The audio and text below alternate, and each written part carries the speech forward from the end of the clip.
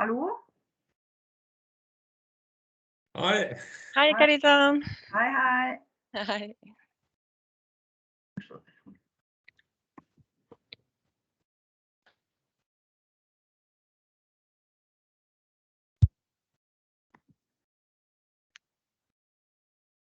Hei, Kasper.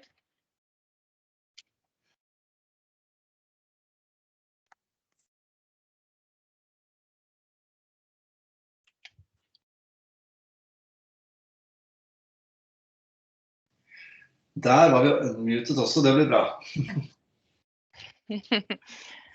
Så hyggelig å se deg igjen. Like måte. Takk det samme. Hallo, da var jeg, da hadde jeg lyd og alt også. Fantastisk. Det er bra.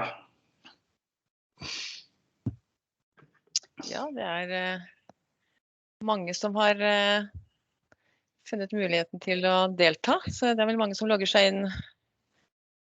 Perfekt, det er jo kjempebra. Ja. Det er jo interessant her da, så det skjønner jeg. Yes.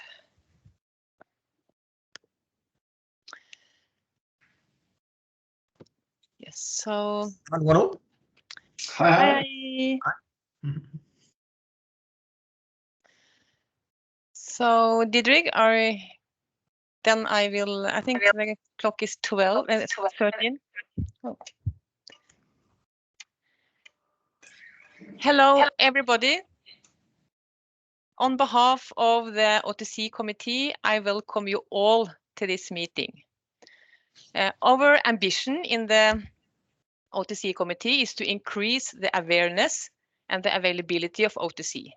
And we achieve this by developing and deliver valuable and relevant initiatives.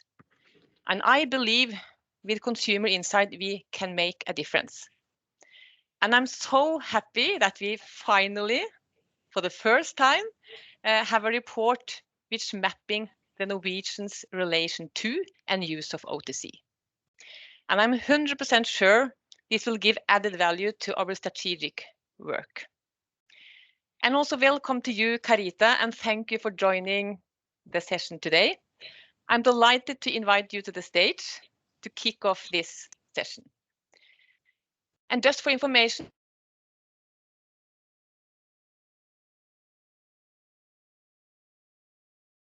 Hallo?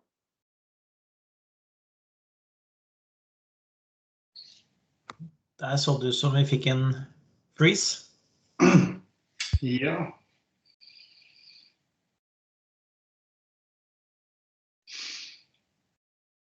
Så ut som Heidi the stage is your... Vi hører deg litt dårlig, Heidi. Skal jeg bare begynne?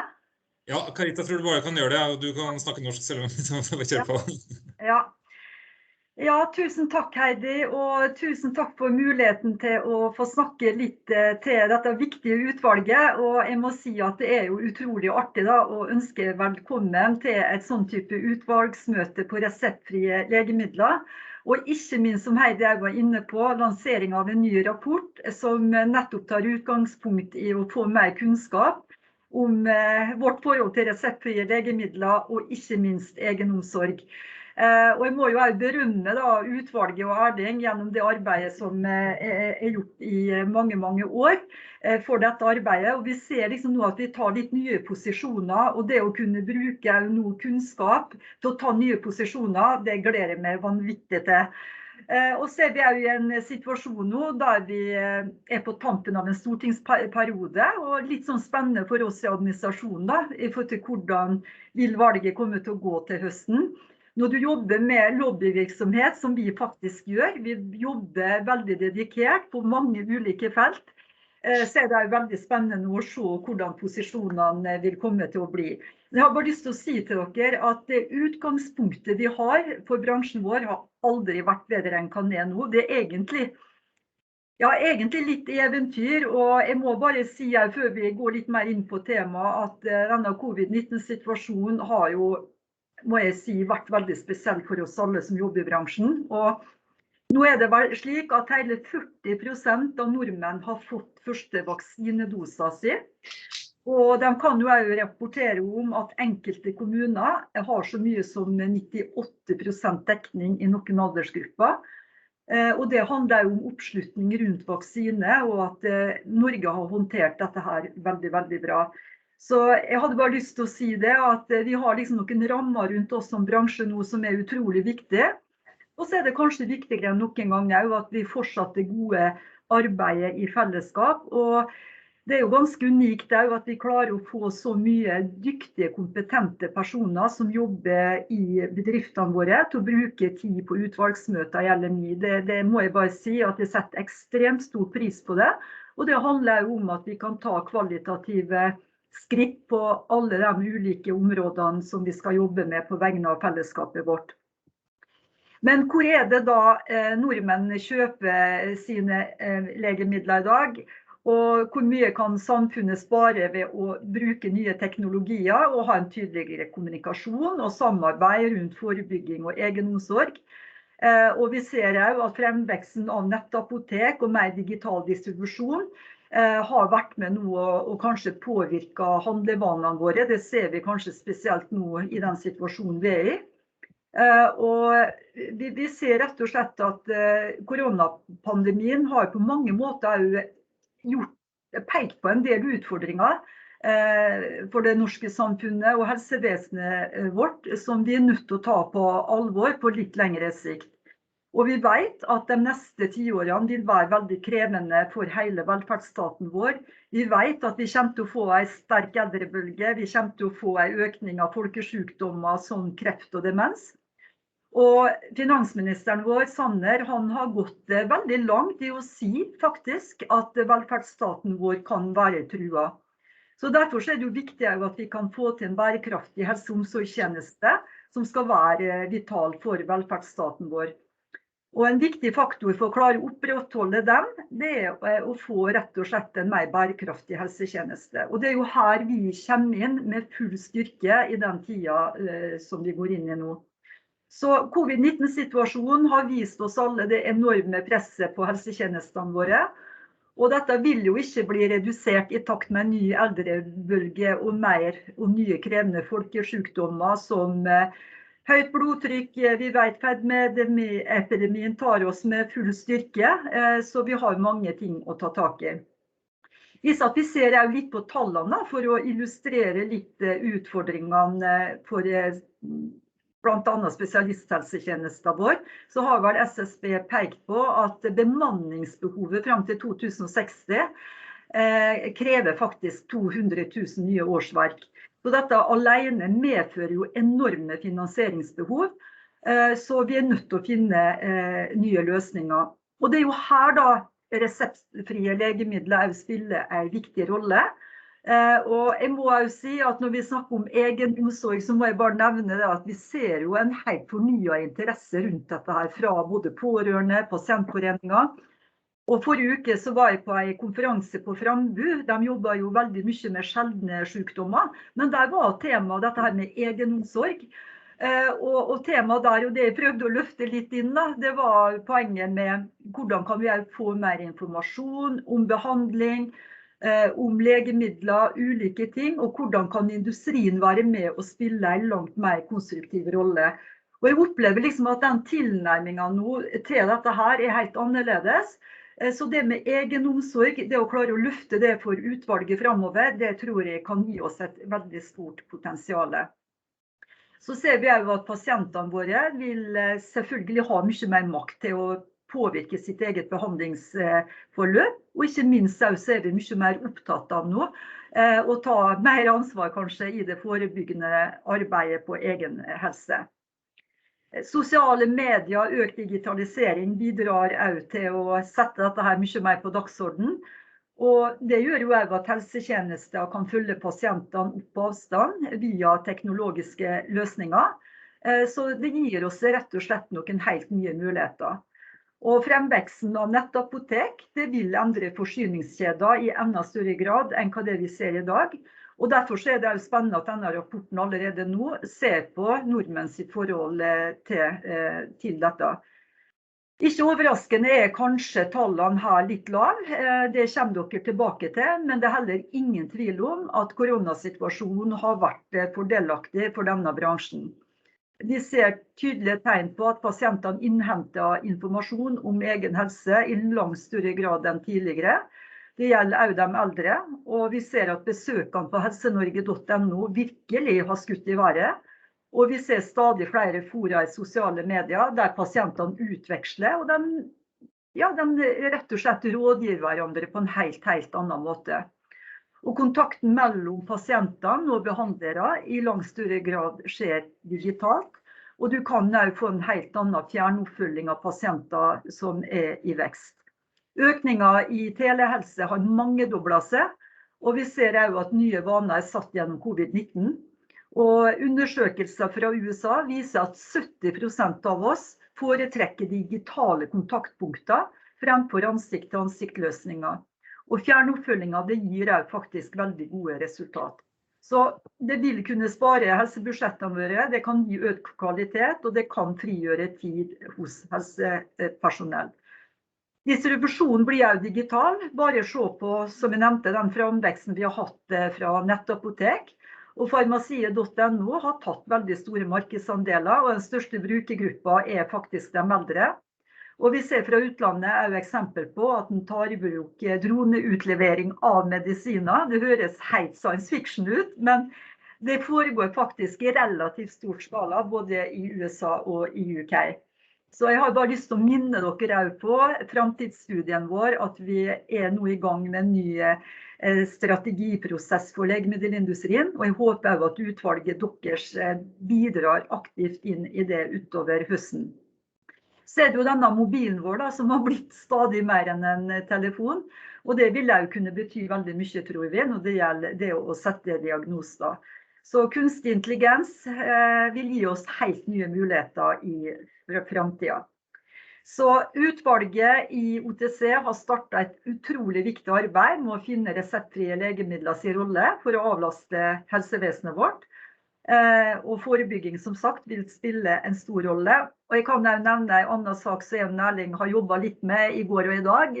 Og det var veldig hyggelig, for Jan Berg, han som er ekspedisjonssjef i Helsedepartementet, tok kontakt med oss og ba oss om å komme med et konkret innspill i forhold til at det skal settes i gang en ny NOU på apotekenes rolle og rammevilkår. Og der spilte vi faktisk inn dette her med riktig legemiddelinformasjon, og vi håper også at vi kan ta en aktiv plass i det arbeidet i tida som kommer. Så jeg tror det var det jeg hadde lyst til å si til dere, men som sagt, takk for en fantastisk innsats, og vær stolt av det vi leverer på, og jeg håper at dere får en velfortjent ferie, hver og en av dere. Det har vært et utrolig spennende år. Og jeg må i hvert fall si at etter disse 12 årene jeg har jobbet i bransjen, så er det ekstremt inspirerende å se nå på alle de nye mulighetene vi har. Altså, jeg nå har ikke kommet inn på mange andre områder som market access. Vi får helt nye posisjoner og muligheter. Vi ser det på produksjon. Det er en lang rekke helt nye muligheter for oss. Så stå på i fellesskap, så vil vi også klare å få til nye rammebetingelser for bransjen i fremtiden. Så tusen takk så langt, og lykke til med møtet. Thank you, Carita. Andreas?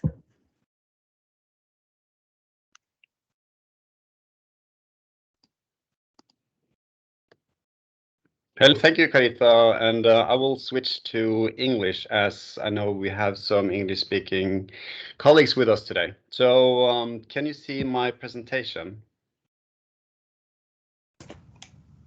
Yes. Yeah. Perfect. So my name is Andreas, and I represent Bayer in the OTC group. So it's my pleasure to introduce Kaspar and Malmrekt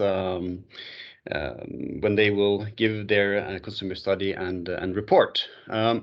Before we go into the report, I'd just like to mention what we are working on in the OTC group. So basically, we have set forth 4 strategic pillars. So we are firstly working with numbers and data. As many of you know, we get AIP numbers from Pharmastat, which is the third-party supplier, and we have a project group working towards getting AUP numbers, which is numbers from sell-out from the pharmacies. So this will, of course, give us much better data to make much better decisions. Then we also have 2 other groups. One is the OTC classification group, which is working on trying to get working on getting a wider distribution through Lua, which is the OTC products sold in the grocery trade, convenience and gas stations, but also pharmacy prescription, which is RX to OTC, which is I guess we all know the success of Viagra on this, and there's this, I guess there was 1 more that came in last year, and many more to come. We see this also across European markets, that there's a tendency to switch RX to OTC. And of course, pre-COVID, there was a big focus on the ESG and sustainability.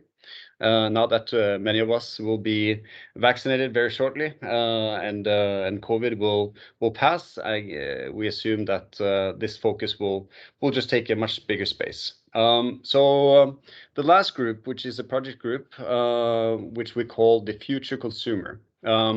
So here, which basically leads us to the consumer study. So we have been working for some years on how to meet the future consumer needs. We saw that 2 years ago we initiated a project which we called the Green Box. Basically, we see that consumers are much more digital. And they are using phones and tablets much more, small devices, which led us to put some restraints in how we could communicate, especially the safety profile of the products, which by law we have to. So we, I guess, thanks to also GSK here, which helped us with a research. We did a eye tracking test on how consumers view marketing on small devices. So here we found out that basically less is more. So for us to in a good way communicate our brands and our messages, in the past we had to have a full safety profile of the products on the advertisement.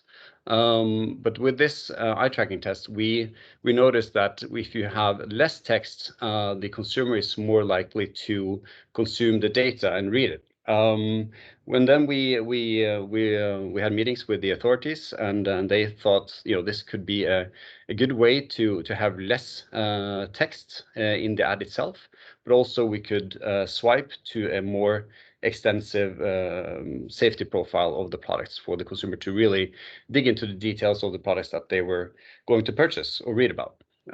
So this has been a success. We see that a lot of the member companies are using this. Also really nice to see that Söta Bror, our Swedish brothers and sisters, are taking this into effect as we speak. So this is cool to have this in place. So the next step for us then was to do a consumer study. We wanted to, as Carita also mentioned, there's emerging online channel. We see that more products are sold in grocery trades and convenience channel. We wanted to dig a little bit deeper into how to meet the consumers. And some of the questions that we ask ourselves is, when does the consumer go to see a physician in regards to their own minor elements versus resorting to going to the pharmacy? And what is the pharmacy role in the consumer's health? Also with how does the consumer see their own health? How do they take care of themselves? When do they go to the pharmacy or the grocery trade or online channel to buy OTC products? And also, when do they go to these different channels? We have it was really interesting to see. We got a sneak peek of the study last week, and it's super interesting to see the different age groups, how they consume OTC products across these channels. So I'm super happy to present Kaspar and Annalect, which will give us a really good insight into how the Norwegian consumers are consuming OTC products. So with this said, Kaspar, I give it over to you. Fantastic. Thank you so much, Andreas. I'll share my screen here to give you the presentation. Let's see. Okay, so I guess you got it now? Yes. Yeah, fantastic. Okay, so first of all, thank you so much for having me here. It's a great honor and a pleasure to be able to present this for you guys. I think we'll spend about an hour to go through the study, and please don't hesitate to if you have any questions, please feel free. Also, probably, I will assume that the report might be distributed afterwards, so that's up to you guys. So, okay. I'd like to start off with the goal of this survey, and Andreas spoke about it, and you kind of have mentioned it, but as I see it, the goal here is to kind of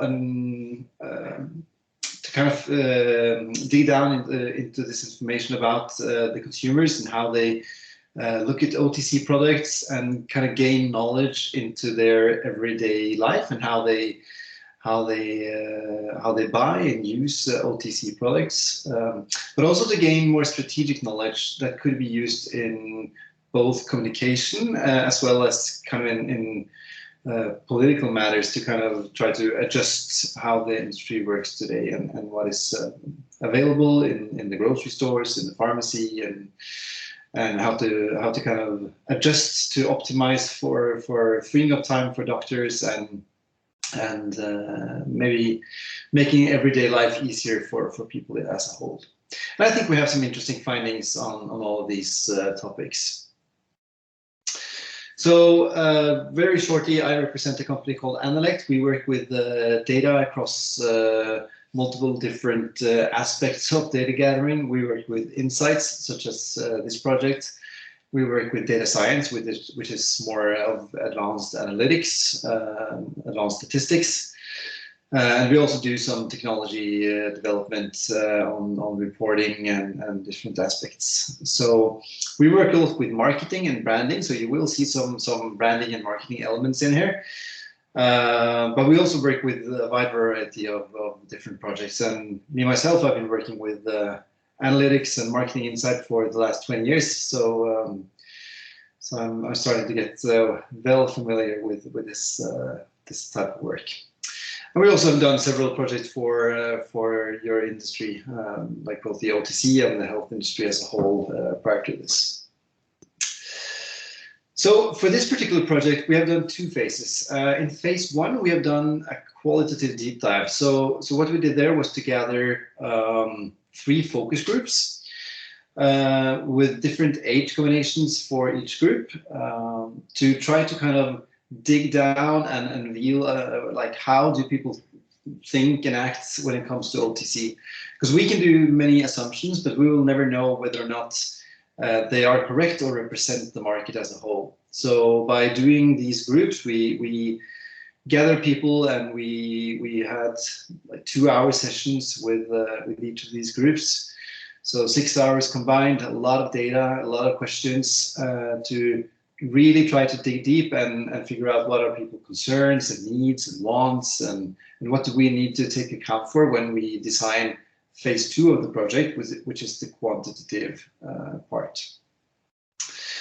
So in this part 2, the quantitative part, we have done 1,000 interviews across Norway. So we have a good representative sample of people that kind of reflect the Norwegian population aged 18 plus and their thoughts. And all the questionnaire we have done here is based on both our experience, but also the findings from phase 1. So we kind of try to cover everything that is important and quantify it and see how many people actually think that, or actually know that they can buy OTC at the grocery store. How many people actually do it? So we are going to gather all this raw data and analyze it, and the report will kind of take you through all the major findings and the results from this survey based on the qualitative part. We have separated the report into a few different topics to try to kind of make it more understandable and digestible, and also both for you guys and us, but also for the respondents when they answer to these questionnaires. So we will look at disease prevention. We will look at awareness in general. We'll also look at behavior, sales channel, how they trust both like pharmacies, but also physicians, doctors, OTC in general. We'll dig more into online pharmacies, as was mentioned here, to look at how people both have awareness, but also use the online pharmacies.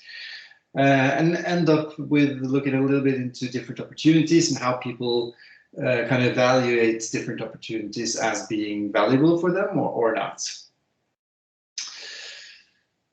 So quite a lot of interesting findings here.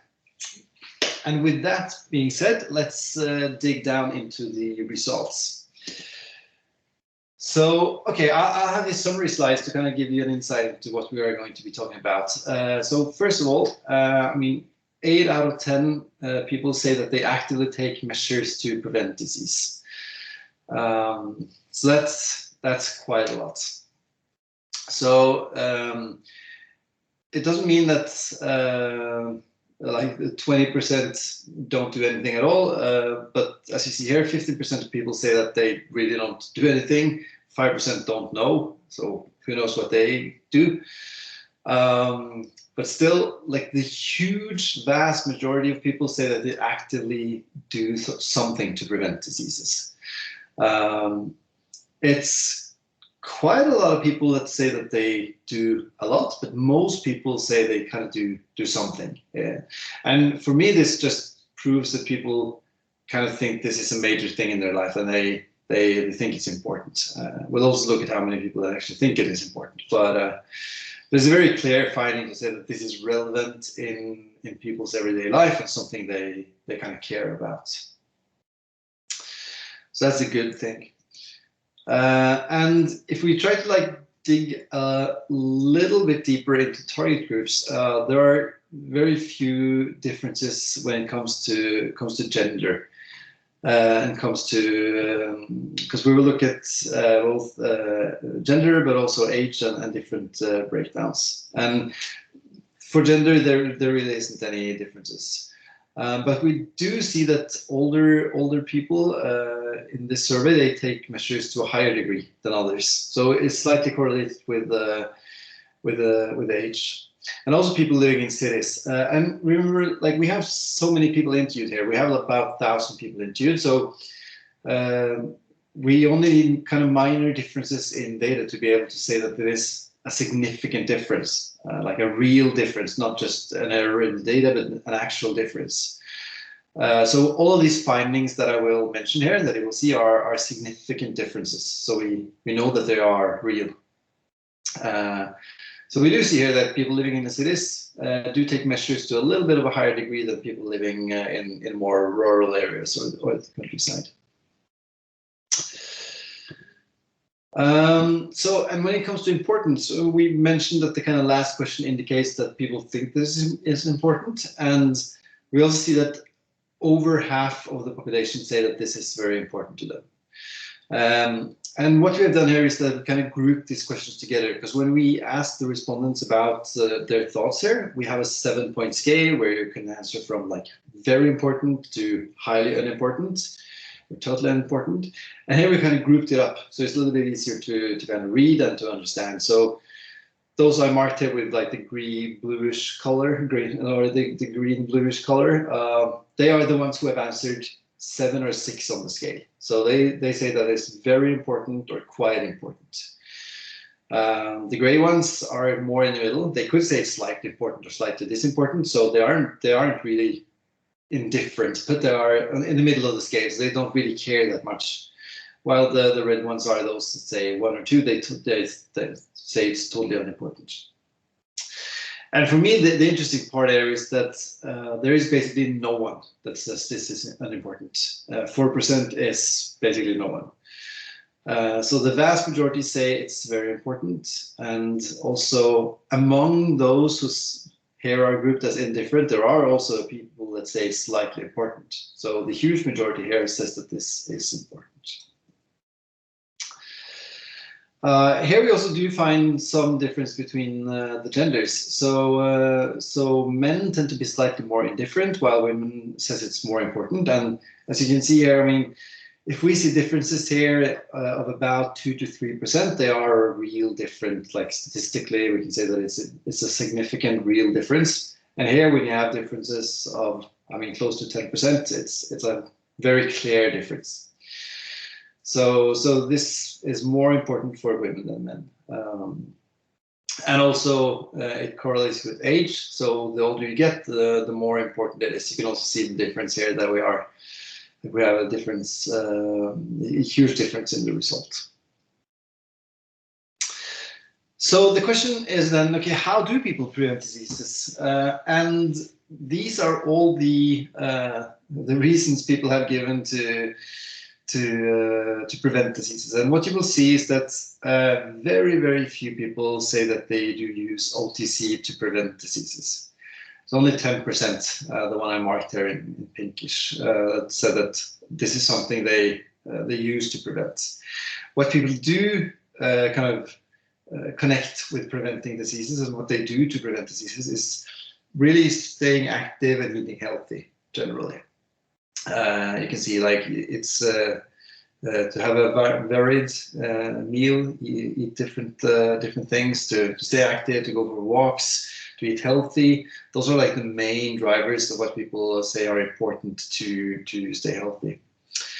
While you see other things that kind of surprise me a little bit, for instance, eating plant-based, very few people say that that is something they do to stay healthy or to kind of prevent disease, although that is a very like an on-trend thing to do. So it's, as you see in the grocery stores, you have more and more products that are being released that are plant-based and very healthy.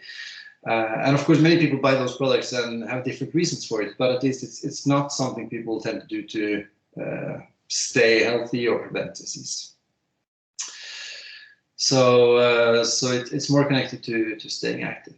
And as you can see, we also put in some things here, which is a little bit weird. Like we have also, for instance, eat more.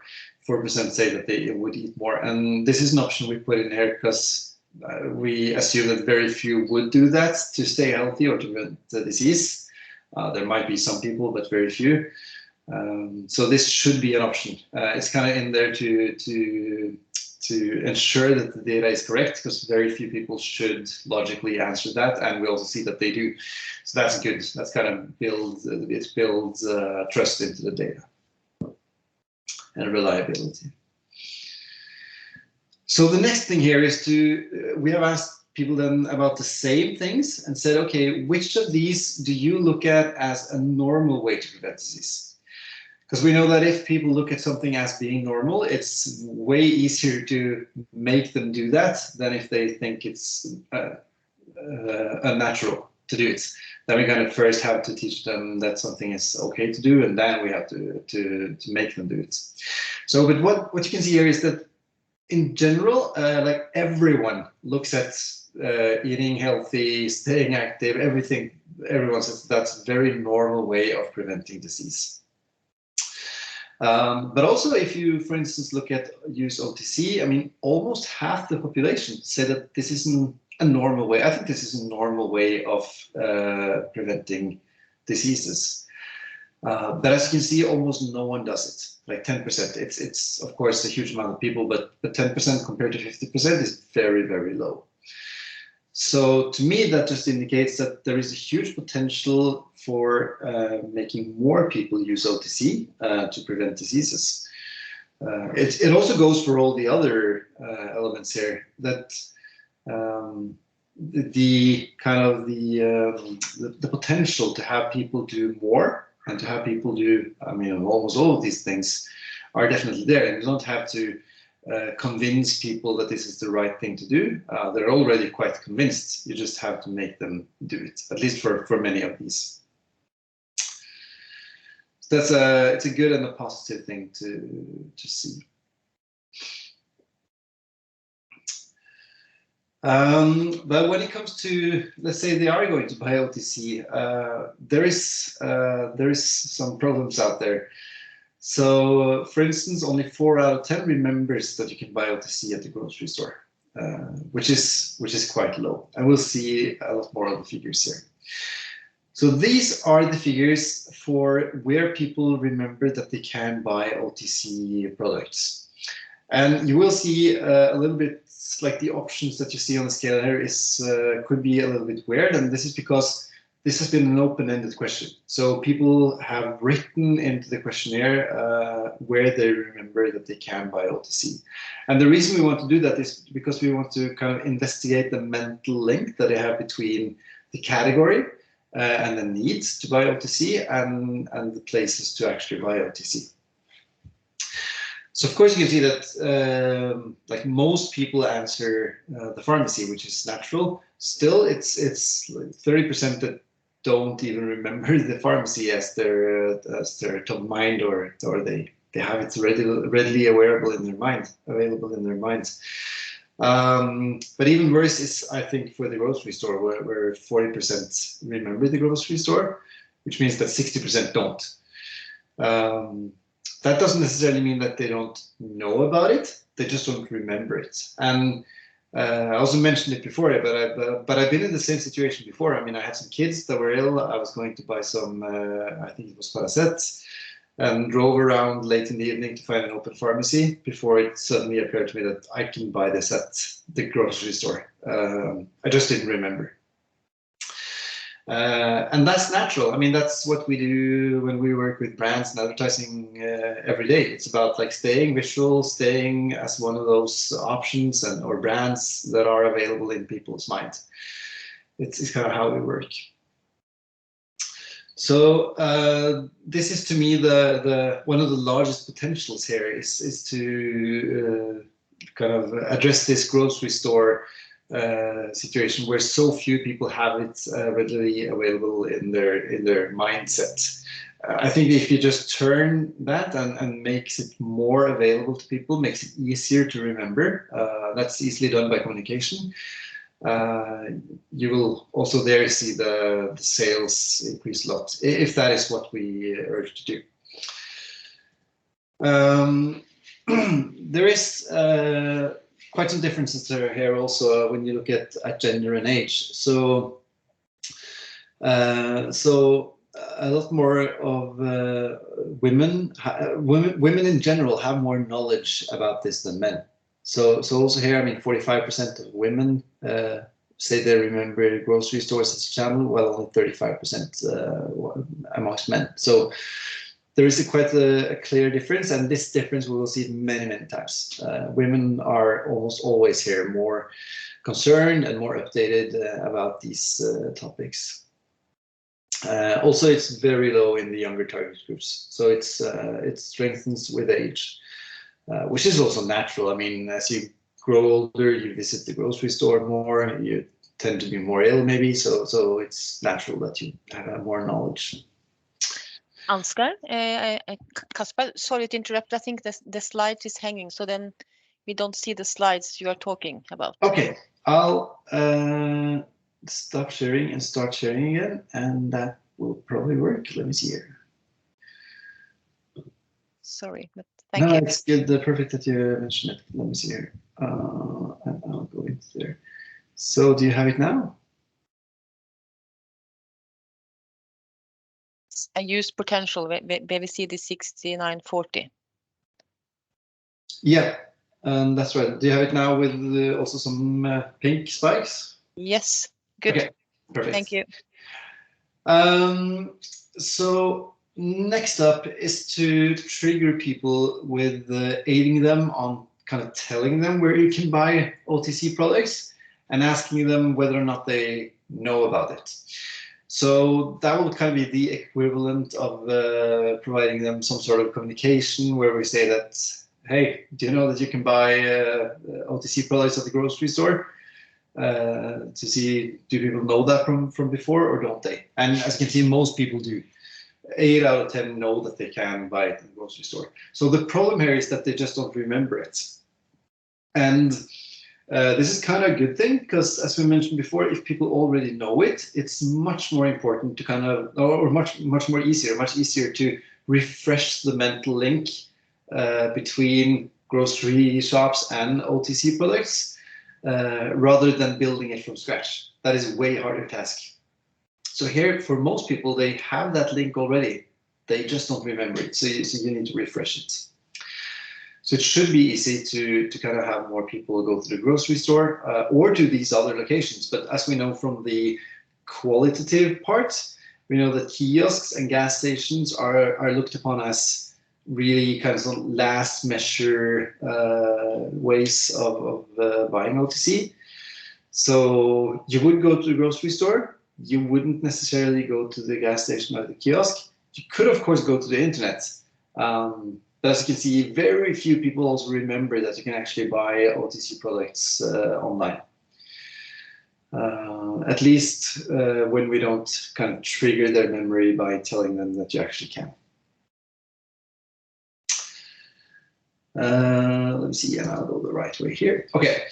And I mean, this is very important because what we saw in the focus groups was also that people look at it as very convenient to go to the grocery store to buy OTC products. And that's very natural because, as you can see here, people visit the grocery stores very, very often. I mean, many times a week. Most people visit the grocery store many times a week. While the pharmacy, on the other hand, you of course visit a lot more seldom. It's natural because the needs are different, but it's just interesting to see because it could play into how people find it easy to shop there or how people find it convenient. That was at least what we saw in the qualitative phase, that people in the focus group stated that they thought it was very convenient to shop at the grocery store. But what we will see later is that when you scale this up to a population, that isn't necessarily the truth. We'll look into that later. And we also see that people shopping for medicines or OTC online is very rare. They do it, they start to do it more, but it's very, very rare so far. Okay, so all these different places that you can buy OTC products, they kind of have their different advantages. And this was also something we saw in the focus group. As I mentioned, some people say that the grocery store is very convenient. Some people mentioned price as being a product for the pharmacies. And we wanted to kind of dig more into this and see how does it look when we scale it up. And what you see here is the 4 different sales channels that we kind of grouped together. And you have all these different kind of advantages that the different channels could have. And like we won't go into detail on every result type, but the important thing here is that the pharmacy has a super strong profile. So even though some people say that there's a huge issue, that like the opening hours is a huge issue, yeah, to a certain degree it is, but like all in all, the pharmacies have a super strong profile. But there is some areas where the grocery stores, for instance, and also online scores better. Of course, it comes to opening hours and it boils down to price. That's like 2 areas where the pharmacy isn't looked upon as being that strong. But on the other hand, if you, for instance, look at safety, is a place safe to shop for OTC, the pharmacies kind of outperform everything by far. It's just a different world. Online scores pretty well also on having a huge selection, a large stock of products. But the channel is by now, or for now, very, very limited, very small. But to make this kind of like even more interesting, at least I think so, is when we add the layer of importance, because we also ask people here, okay, which of these things do you think is more important? And when we ask that type of question to people, many people say that everything is important. So you will see high figures here, these green figures. They are kind of high for everything, because people tend to think everything is important. People also tend to think that price is always, almost always the most important thing. In this case, it isn't. And what is interesting here is to kind of see the balance between the different columns. And like the difference in itself isn't that important. It's more to like what is here, what score is high and what score is less high.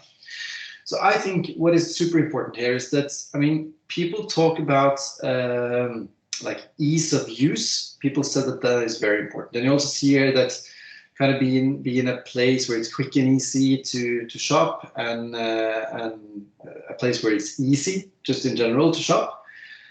Those score very highly on importance. I mean, people think that is very important. And the hypothesis could be then, when we looked at the qualitative part, that the pharmacy would score very low on those parts. Since people are in the grocery store at all time, and we also know that the opening hours for the pharmacy is worse than for the other options. But that doesn't really seem to be a problem, because the pharmacy is still looked upon as a very easy and nice place to shop. It's fast and easy, no problem. So that is a very strong side. And also the absolute strongest side is when it comes to safety. Safety is the option that people rate as most important, and it is also the place where the pharmacy scores the highest. So, and when we look at price, it's of course important, but it isn't the most important thing. So it's definitely something you kind of like should look into and address, but and the pharmacy do score lower, so people perceive the pharmacy to be much more expensive than grocery stores and the internet, but it isn't the most crucial thing for people.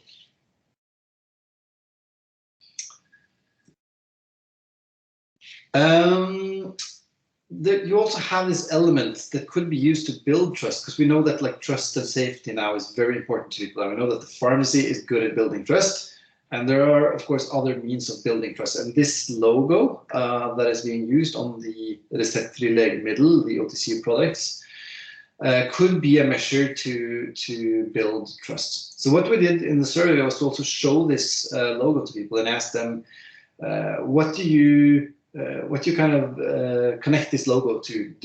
Are there any more added value to this logo than just being a logo? And quite a lot of people answer that, yeah, I think it's connected to safety.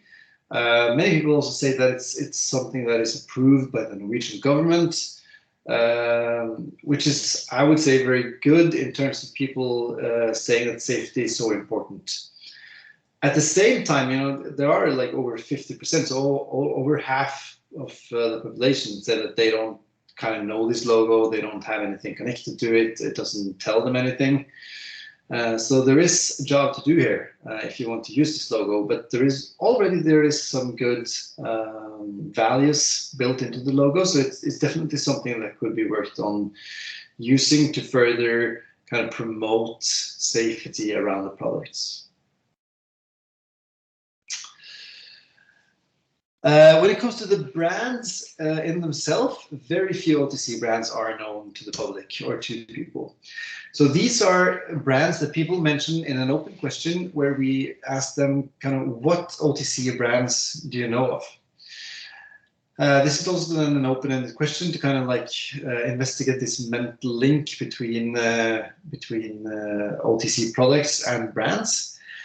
And we see the same thing here as we did in the qualitative groups. So basically the only brands that people kind of tend to know are Paracet and Ibux. Some people also say Otrivin, few people say Sydtech, but like the percentages here are very, very low. And I mean, there are so many brands out there. And all in all, it's only 2 brands that people can mention. And even for those brands, the shares are quite low. So there is a huge potential to build more brands and like all the positive things that comes with building brands, where you can build values into the brand, you can increase visibility, you can make people trust the product only by knowing the brand, and you can make people familiar with it. There's a lot of benefits. But for now, it's only 2 products generally where people have some associations. And the results are kind of even worse when we ask them, okay, which brands could you buy in the grocery stores? Because we know from the focus group that people know that they can't buy the same, like the stock is obviously different in pharmacies and in the grocery stores. But when we ask people about the grocery stores, it's only Paracet and ebooks, basically, a few also saying Otrivin, but at least people's awareness about the selection in grocery store is very, very limited. So if the selection is vastly larger, there is a communication need to kind of inform people of what you can buy there. And also when new products are getting launched or will be launched into the grocery store, it will be super important to have like a good communication package to enable people to know about it. Because I mean, if you don't know it, you won't buy it. That's kind of step 1. We need people to know that it's available. When we look into people's different health issues, we actually see that younger people tend to experience a little bit of more like minor day-to-day health issues. Might be many reasons for that, and we'll dig into it. But here you can see a list of quite a few, like let's call it minor or semi-minor issues that we have listed up, and we've asked people whether or not they have experienced this last year. And I just highlighted a few of them here, because if we combine headaches, different pains, and period pains, 6 out of 10 have experienced this. And the reason why I highlighted that is because these are also some of the most common pains or issues which you would treat with ebooks, Paracet, or something similar. And that is probably also one of the reasons why people why people know these brands better than other brands, because a huge amount of people use it or have issues where you could use those products. Of course, there's also marketing and packaging over a long period of time. There's a lot of things contributing to this, but I would say that this is probably also one of it. And I think it's quite interesting to see that like 50% of people experience headaches, almost the same, like 40% say they experience different pains. And also 43% say that they have sleep issues. To me, that's a very high amount. And there are some clear differences here. We mentioned earlier that women know more about the OTC market and where you can buy OTC, but they also tend to struggle a lot more than men with all these different issues. For instance, when looking into sleep problems, sleep issues, the share who report that among women is far higher than for men, 20% higher, which is or 20 percentage points, which is extremely much. It's a lot. We also see something here connected to age, but I think that one of the reasons for that is also because some of the pains here are also by themselves kind of age related. I mean, we have some period pains, for instance, that will diminish over time, of course. And we have something related to sore throat, which is probably also more common among younger people. I mean, going to concerts, screaming, all that stuff. So I wouldn't say that this concludes really that younger people experience more pain, but in the data we clearly see it. But I think the reason might be other than them being young. There is also a significant difference here when it comes to income. It isn't that large, but we see that the families with the lowest income has definitely more struggles when it comes to health issues than people with higher income, especially when we look into sleep issues. So there are some demographic issues. And then we're going to look into a lot of data, huge table, but I'll explain it, it's quite easy. Because the next question here is, okay, we know that you now experience all these issues. We know that you have like 50% of people, or close to 50% say they experience sleep issues, sleep problems, sleep deprivation. So what do they do about it? What is their kind of first response, and how do they act when they experience these pains? And what we saw from the focus group was that many people say that they treat it themselves. They kind of rest, eat, drink healthy, sleep it away. But when we look into the whole population and kind of scale it up, we see that there's two ways to go, which is quite clear. One is to use OTC, and the other is to kind of treat it yourself just by resting and eating healthy. But it's definitely so that kind of like OTC is a very common way when you experience these pains to use OTC products. It's actually much more common than to sit down and Google and try to figure out what is wrong. To me, that says that people, for most of these pains, they kind of are familiar with it and they know what to do. But there are some interesting things here, and some interesting kind of deviations, especially when we look at the sleep issues. We know that that is one of the most common issues that people experience, but still it's something that like the least amount of people do something about. And I mean, I don't know if it's something that you actually can do something about, but it's definitely something people struggle with. It's super relevant, and it's few people that do anything about it. So there's a huge like need in the market there and a potential to do something. Also, of course, for allergies, people tend to have a prescription, so they kind of use their prescription medicines as a default. And you have some stuff here that where people go to the doctor, especially genital issues. People tend to go to the doctor. They also, of course, use OTC and do other sorts of things, but it stands out as one of the few things here where people go to the doctors. Visit the pharmacy is something very few people do when experiencing these issues. It might be because, as we saw in the focus group, people say that they often have OTC at home. They kind of have a small stock at home, and when they feel ill, they start to use it, so they don't really need to go to the pharmacy to get something when they feel ill. It's more something they have in stock already. At least that's my hypothesis based on what we saw in the focus groups.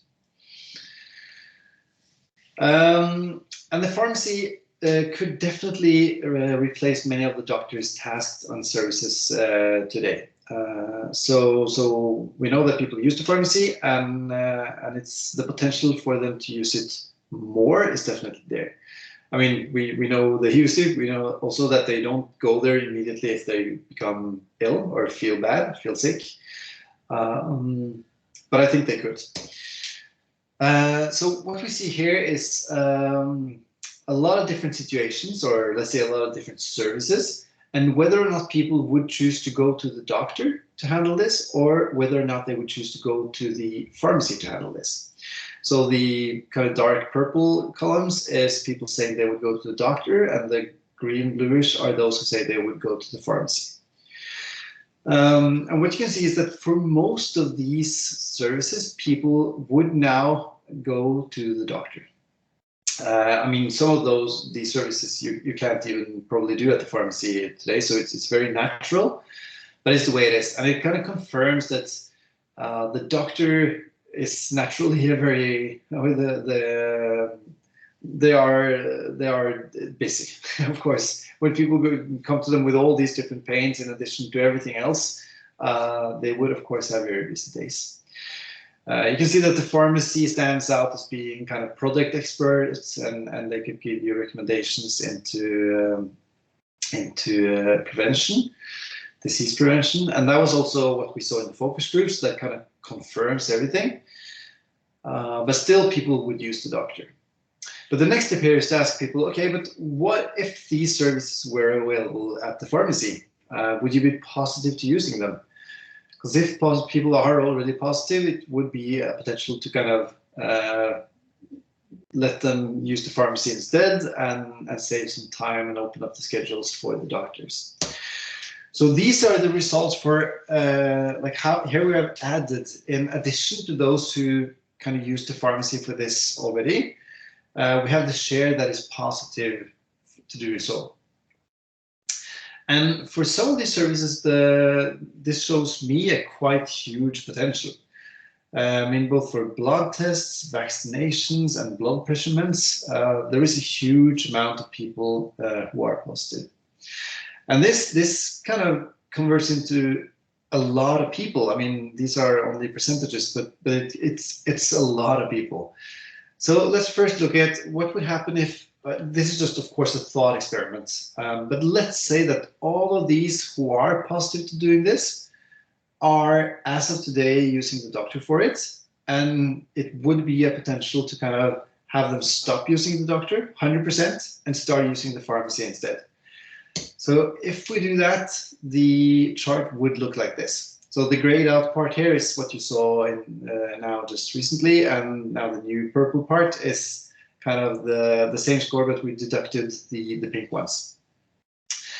So what you can see is that if we get everyone who is positive to start using the pharmacy for these services, the kind of total package here would be much more balanced. There is something here where you still would only use the doctor. I mean, treatments, for instance, you would use the doctor. Diagnosis of symptoms, basically you would use the doctor.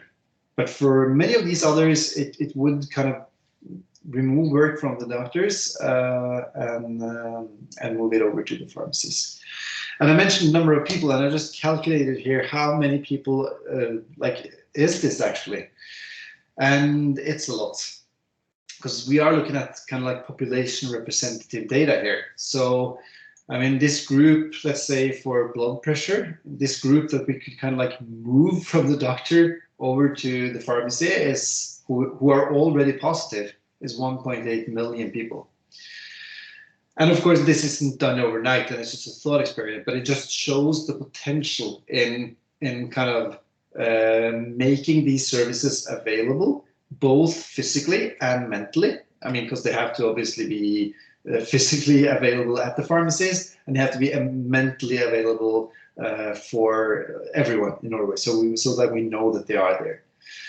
And if you manage to do that, there's a huge amount of people that could convert to using the pharmacies. So to me, that is very interesting. And it of course, a lot of this boils down to trust, to whether or not people trust the pharmacy. And as you saw, people are positive already. And that is, of course, because they trust the pharmacy to a very high degree.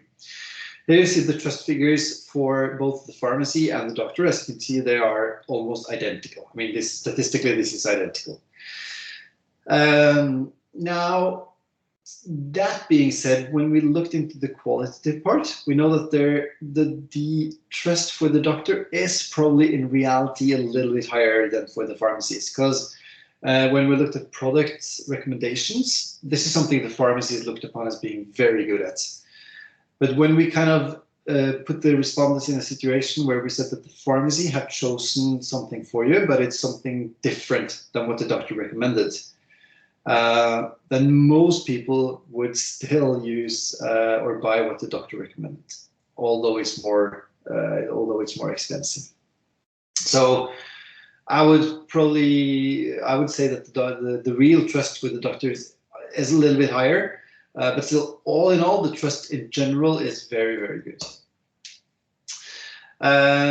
Also, as we have seen earlier, women tend to trust the pharmacy more than men. It's also very correlated with age, highly correlated. So the older you get, the more you kind of trust the pharmacy. There isn't really any geographical differences. But I just want to comment this when we look at this kind of age correlations. That is actually quite interesting.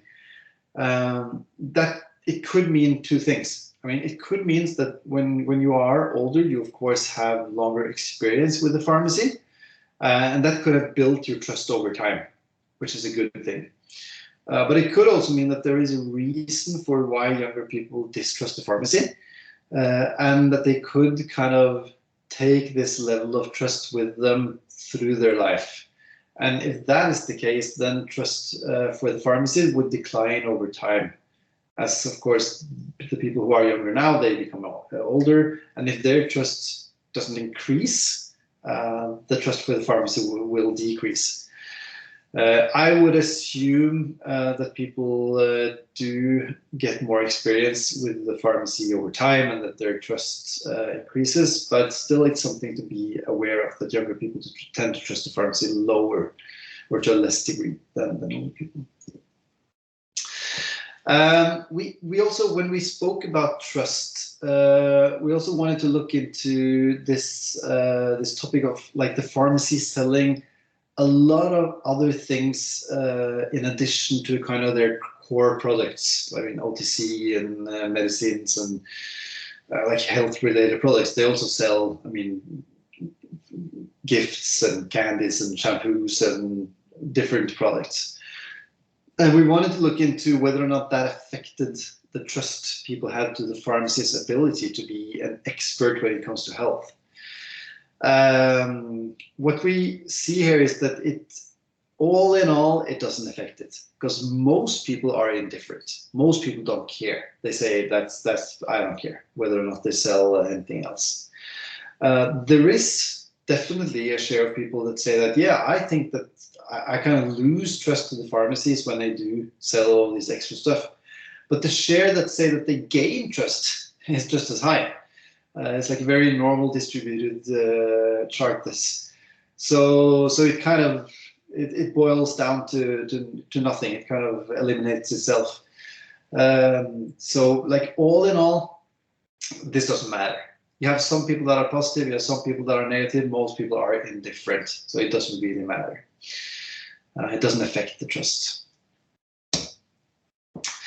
When it comes to trust with the doctors, we see the exact same trends as when we look at the pharmacy, although here you don't really have these gender differences. You have an age difference, which is even stronger than for the pharmacists. So older people trust the pharmacy a lot more than the doctor. They trust the doctor a lot more than the younger people. But still, all in all, the trust is very, very high. Taking this a small step further, we would like to we also look at the trust connected to the online pharmacies. And as you can see, the level of trust with the web pharmacies or online pharmacies is way lower. Still a lot of people that trust the online pharmacies, but the trust is way lower. And we also know that trust and safety is super important. We saw it earlier in the survey. So this is definitely, as of now, an issue for the online pharmacies. And when it comes to online pharmacies, we have asked people which online pharmacies they know about. And as was mentioned here earlier today, Pharmacia has grown their market share quite a lot. And you can see here also that Pharmacia is basically the only online pharmacy that people know about. I mean, this is an aided question, so they have gotten all the alternatives here. They just like check the boxes for which ones they know. And well, yeah, some people know the 1, 2, 3 apotek, doesn't know, but it's very low. It is Pharmacia that kind of has the monopoly status on the online pharmacies world. I highlighted some of them also with pink here because you see that the established like physical pharmacies also score very highly here. But the reason for that is probably that these are established physical pharmacies. People already know the brands, they see it around town, they kind of know these brands. So it's not really comparable. It's very easy for people to say that, yeah, of course, these probably also have online pharmacies. But Farmasi.no is the only pure online pharmacy that people know.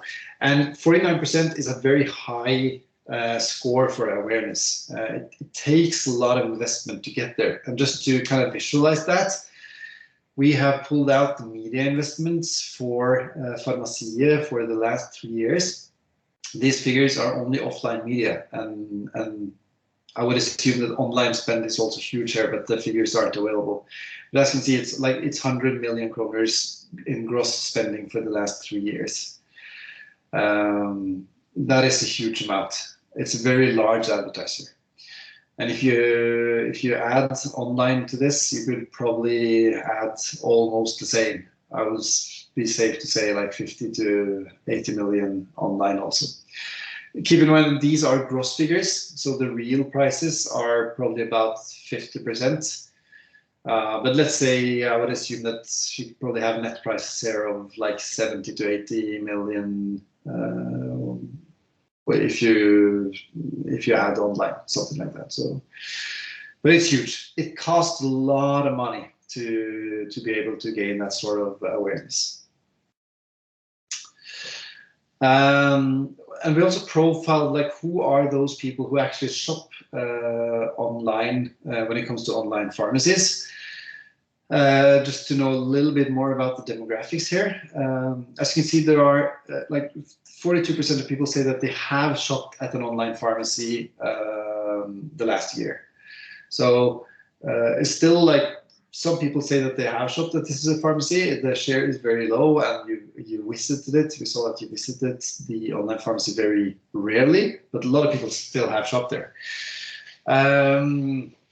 No differences between men and women, but definitely an age difference, which to me is also very logical. When it comes to online shopping, you would probably see the exact same trend for almost all online shopping. But at least what we see here, it's like younger people tend to use it more than older.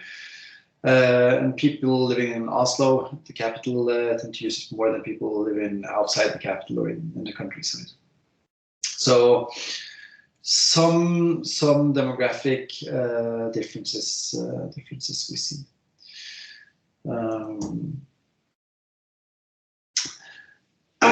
Also, I think this is quite interesting because, as you know, like from a little bit earlier in the survey or in the report here, we kind of profiled all the different places you could shop to see what are their strong sides and what are their weak sides. And we saw that for online pharmacies, the strong side is that they have good prices, they have long opening hours, they have a huge selection of goods. And the results you see in pink here are the results from previous in the survey. The green bars are the results, like the same results, but for the group that have actually shopped at an online pharmacy. And as you can see, they are way higher on like all of the aspects here. This is very natural. I mean, because people, when you are used to something, you kind of rationalize your choice, and you will automatically become more positive to what you do. So it's basically kind of how we work. But still, it also shows that at least like shopping online hasn't been a negative experience for people. Because if it was a negative experience, you would have seen the differences wouldn't have been that large. And like if you look into like on the far right side, you have a safe place to shop. Only 18% of people in general say that online pharmacy is a safe place to shop. But 82% of those who have experienced it say that they feel that it's a safe place. And we know that more and more people will try this out. And the chance here is then that like 8 out of 10 people that try out online pharmacies will experience that it is a safe place to shop. And we know that is very important to people. So like over time, this will be larger and larger and larger. People will try it out. They will most likely be satisfied. That is what we see here. And they will start to use it more. Maybe not as an alternative to the other channels, but definitely as a supplement. Might increase the total kind of sales volume all in all, but probably will cannibalize somewhat on the physical pharmacies, since we know that people kind of buy and have it in stock. So that the urgency in when it comes to time isn't that important.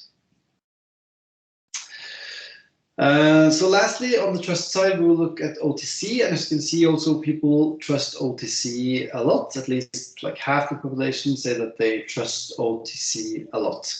And just to kind of underline that these are very good results, I have now I'm showing you this chart, which is the actual answers on the 7-point scale, just to put it into perspective.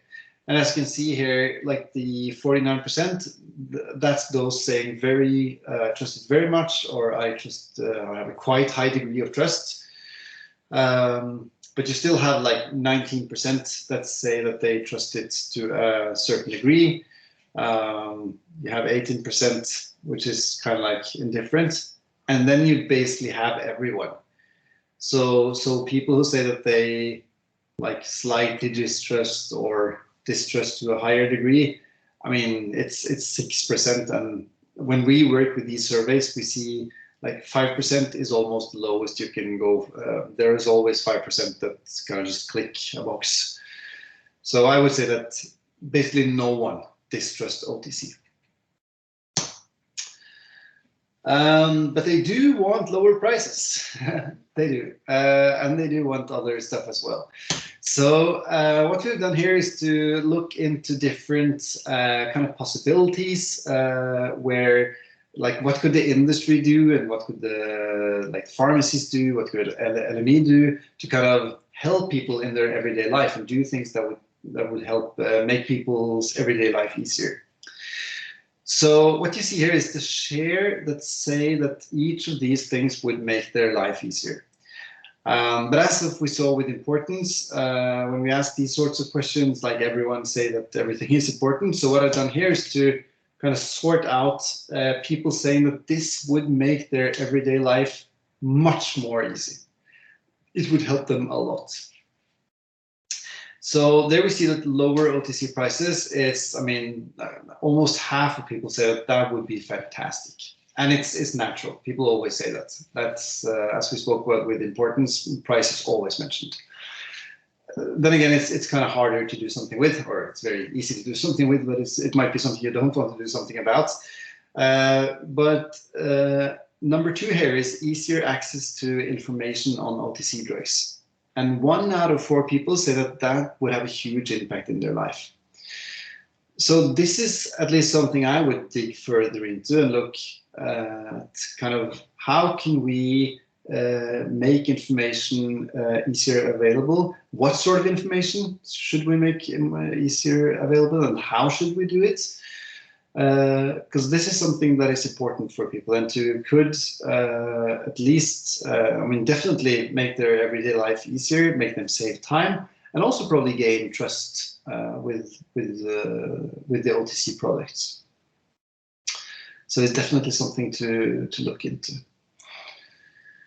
All of these others here are also positive. So, I mean, people are positive to kind of everything. But these 2 stand out as significantly more positive to people than these other options. And this translates into a lot of people. I did the same exercise here as we did with moving people from the doctor to the pharmacy. So here you can see the number of people in the population that this represents. And like 1.8 million, so almost 2 million people say that it would be nice with lower prices. And over 1 million say that they want more information. And also you can see for all these others, I mean, 17%, it doesn't really sound that much, but still like 731,000 people would love to have OTC products delivered at their door. I think that's a great thing. So people care about this, and many people think that all of these things are important to them. So there's a lot of good initiatives here that you guys could do to help people. And that's basically it for the content of this report. So I made a small summary as well. I mean, all in all, you can say that OTC is highly trusted in the Norwegian population. There is no issue with trust here, but awareness is very low and limited. I mean, both when it comes to kind of brands, but also when it comes to where you can purchase and buy OTC. And kind of the good thing about this, that is just a communication job. It's just about staying, like being mentally available, being out there with ads and communication and articles and staying relevant and top of mind for people. Then the mental availability will increase and more people will remember where to buy it and what to buy. And also, like the doctors or the therapists is the main place where people do go to do most of their kind of treatments and tests today. But that is actually quite easy to do something about because people are already very positive. At least many people are. And that's just like a game of getting enough people to do it. I mean, it's about critical mass. We already saw that above 50% were positive to do blood pressure measurement and vaccines at the pharmacy. And when you reach a certain threshold there, the rest of the population will become positive as well. It's like when people started using masks. In the beginning, no one did. And then suddenly overnight, you thought it was super weird not to do it. It's just a game of numbers. And that's quite easy because so many are positive already. And when it comes to the online pharmacies, we just looked at it, but it's definitely up and coming. It's still very kind of not a big thing, but it will be. I mean, the younger people, almost 60% of younger people have tried it out the last year. Of course, they get older and they don't stop using the online pharmacy. They take their habits with them. Like everyone seems to be quite satisfied with it, so it will grow, no doubt about it.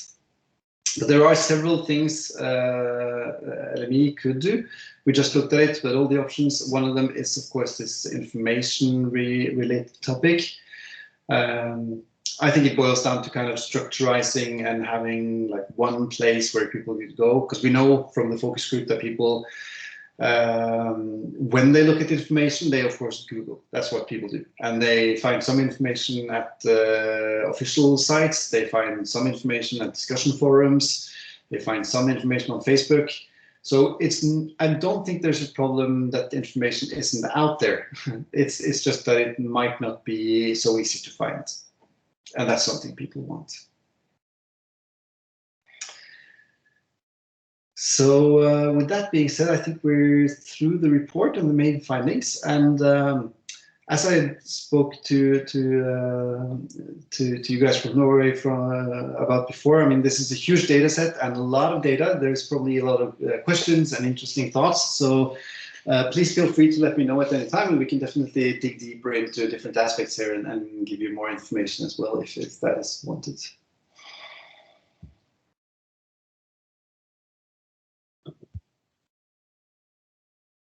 Okay, thank you. Thank you, Kasper. Is there some comments, some reflections, some questions from the group? So please feel free to comment or ask Kasper.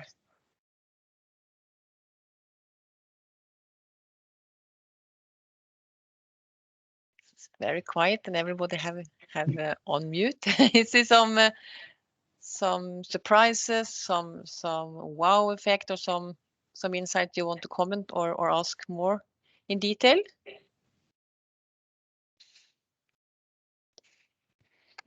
Heidi, I can just comment. I think Yeah. you know, what's one of the key findings is the communication that we have maybe some opportunities there, and for the rest of the group, we are putting together a sort of a small media plan with the LME communication, where we will use a series of articles based on this survey. So we will distribute this through the LME channels. So this is a nice start, and This is a plan in the making, but we hope to at least have the first posts just after the summer.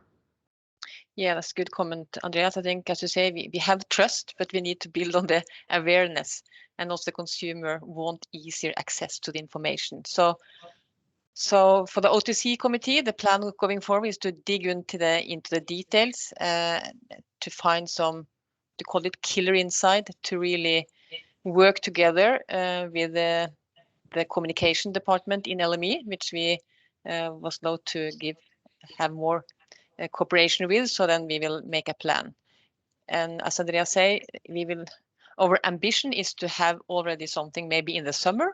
Didrik and his team in LME are very eager to going forward to make this happen, and then have some plan already after this launch. So we can start in the summer, and also this will be a very important plan of the strategic long-term plan for the OTC committee, what we should do this year, but going forward the next 5 years. How should we work with OTC and make it more available and more relevant? Because we see that it's a huge opportunity for the OTC and also for the future. What can OTC bring value in the Norwegian health system? How can we be more visible and take time from the doctors and be more active in supporting OTC? And I can say that in Europe we have 200 active ingredients, but in Norway we only have available 88. So I think we also have a huge potential to get more active ingredients also coming to Norway, and also broader the opportunity what we can make. So we are looking forward to work on it and do our work on behalf of the OTC companies. And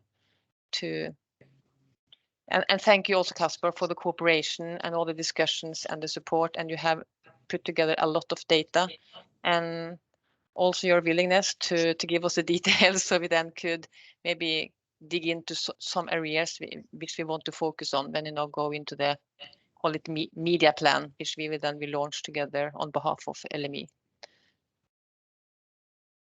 Absolutely, my pleasure. It's been a pleasure to work with the project. Super interesting and so much potential. So that's great to see, and not always that common. So. Some other comments from the groups? If not, I think we can. We have 30 minutes left. I think thank you for joining, and also thank you for listening in, and also we're looking forward to what we can do for the future, and how we can bring more value to the OTC part and the self-care. And I also will use opportunity to wish you all a very nice summer holiday. I think we all deserve it. Hopefully now we can see it's opening up, so maybe we can see each other more physical after the summer. But enjoy and have a good and relax also, and enjoy the summer. Thank you, Heidi. Thank you, Kasper, and thanks everybody for listening. Thanks a lot. Have a great summer, everybody.